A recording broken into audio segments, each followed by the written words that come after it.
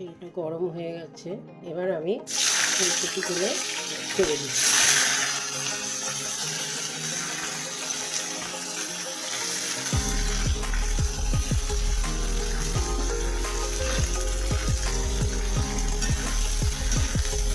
ফুলকপিটা একটু হালকা ভাজা ভাজা করে নেব।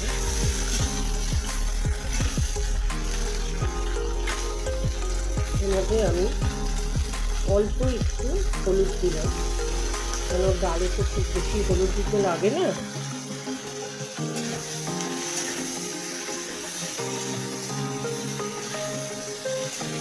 ফুলকপিটা আমার হালকা করে একটু ভেজে নিচ্ছি। তোমরা দেখতে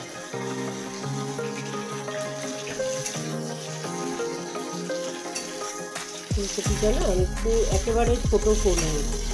তোমরা হয়তো বলবে ডালের ফুলকপি অতটা বড়, কিন্তু ফুলকপিগুলো না একটু ফাঁকা হয়, ফাঁকা ধরনের। ওই জন্য একটু বড় করে দিয়েছি, যাতে একদম ডালের মধ্যে দিলে গলে না যায়।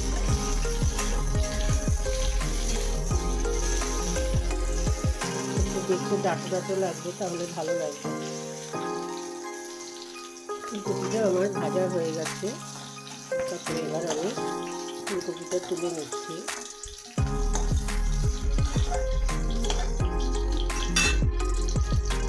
ওই তেলের মধ্যে একটু কড়াইশুঁটিটা হালকা করে ভেজে নেব। তাতে কি হবে, ডালটা একটু টেস্টি লাগে, না হলে কড়াইশুঁটির একটা কাঁচা গন্ধ ছাড়ে। সেজন্য কড়াইশুঁটিটা আমি একটু হালকা করে ভেজে, কড়াইশুঁটিটাও আমি হালকা একটু ভেজে তুলে নিয়েছি। এবার ওই তেলের মধ্যে একটু জিরে ফোড়ন,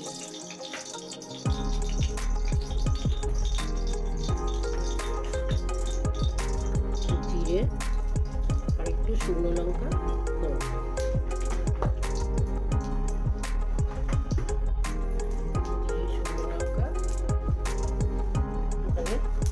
তেজপাতা। এবার আমি এই ডালটা ছেড়ে দিচ্ছি।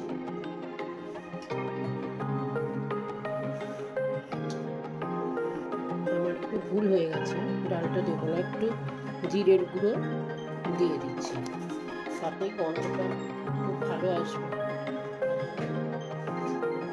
জিরের গুঁড়ো দিয়ে দিচ্ছি।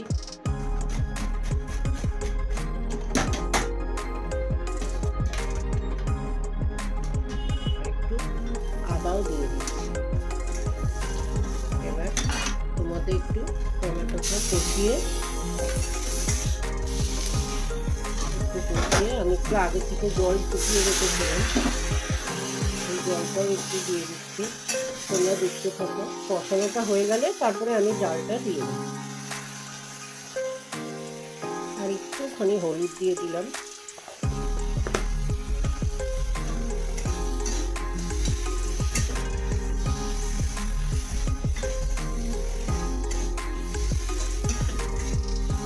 একটু মানে কষানোটা হয়ে গেছে, মানে মুগ ডাল একটু ভেজে দিলাম আর কি।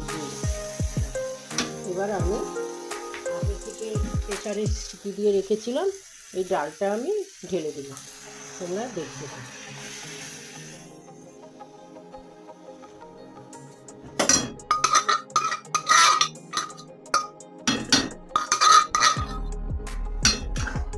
এবার একটু ফুটে উঠলে তারপরে আমি ফুলকপি কড়াইশুঁটিগুলো দিয়ে দেবো।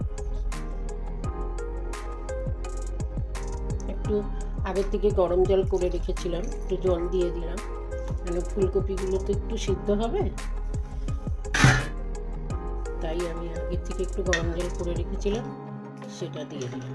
একটু ফুটলে তারপরে আমি ফুলকপিগুলো দিয়ে দেবো। ডালটা আমার একটু ফুটে গেছে। এবার আমি আগে থেকে ফুলকপি আর কড়াইশুঁটিটা যে ভেজে রেখেছিলাম সেটা আমি এক এক করে দিয়ে দিচ্ছি।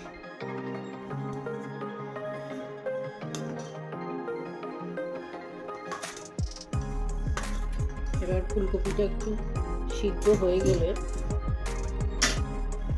একটু নুন দিয়ে দিলাম। আমি ডালটা যখন সিদ্ধ করেছিলাম তখন নুন দেওয়া ছিল অল্প, এখন আমি অল্প করে নুন দিয়ে দিলাম। এবার আমি একটা কাঁচা লঙ্কা দিয়ে দিলাম।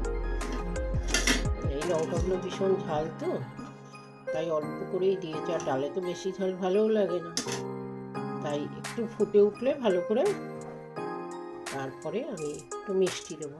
তোমরা দেখতে পাবে ডালটা আমার হয়ে এসছে। এবার আমি একটু মিষ্টি দিয়ে দিই,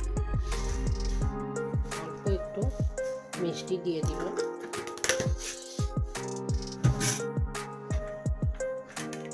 দিয়ে একটু উপর থেকে ধনেপাতা দিয়ে এবার আমি ডালটা নামিয়ে, এটা যদি ধনেপাতা না দিতাম তাহলে এর মধ্যে একটু ঘি দিতাম, সেটাও খুব ভালো লাগতো, কিন্তু ঘিটা আমি বেশি ইউজ করি না। ডালটা আজকে আমার হয়ে গেছে। এখানেই আমি ভিডিওটা শেষ করলাম। ডালটা আমার হয়ে গেছে, দেখো দেখতে কি সুন্দর হয়েছে, দেখতেও যেমন সুন্দর হয়েছে, খেতেও খুব ভালো হবে। তোমরা এভাবে করে দেখো বাড়িতে, তোমরা সবাই করো, ডালটা সবাই জানে, কিন্তু আমি কিভাবে করলাম সেটা দেখো। এটা ভাত দিয়ে বা রুটি দিয়ে খেতেও খুব ভালো লাগে, গরম গরম ভাত রুটি সব দিয়ে খেতেই ভালো লাগে।